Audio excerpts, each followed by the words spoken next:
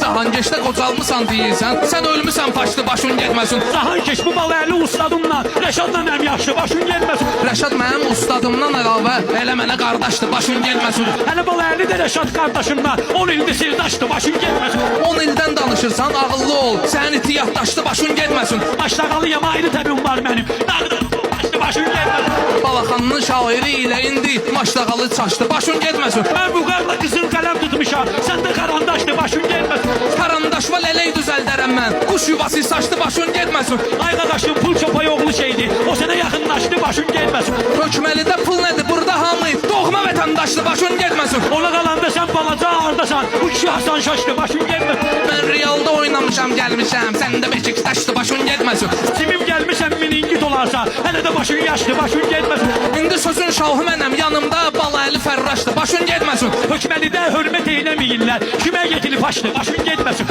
Mənim yerim səhnənin üstündədir, ala sənki bardaşdı, başın getməsin. Kimə Məşəd Baba ilə bir də ki kəlimlə, bu işi silahdaşdı, başın gelməsin. Onlardan sonra gəlsəm də mənə ilə, onlar əməkdaşdı, başın getməsin. Hondıraram ayaqlarımı görərsən, pişirmişəm xaçdı, başın gelməsin. Üstü başın qət təzədir, sözlərin köhnədir, nimdaşdı, başın getməsin. Bu kimdi ki, vecimə almadım mən, qalim vacını açdı, başın gelməsin. Maşın aşıb seycahda ağlayırsan, sonrası bərdaşdı, başın getməsin. Allah balaylı seriozlu için oldu, səndə yer ağlaşdı, başın gelməsin. Yerallaş bu qafiyənin sözü də gür, çəkib amma paylaşdı, başın getməsin. Balaxanlısan deyməyirəm xətrübə, gözümün üstə qaçdı, başın gelməsin. Hər ikimiz qaş sayılırıq, amma bizi düzəldən nəqqaşdı, başın getməsin. Düzəldən nəqqaşdı, başın getməsin. Mənim başım, Başın getməsin. Sağ ol. Sağ ol canım. Sağ ol Balalı.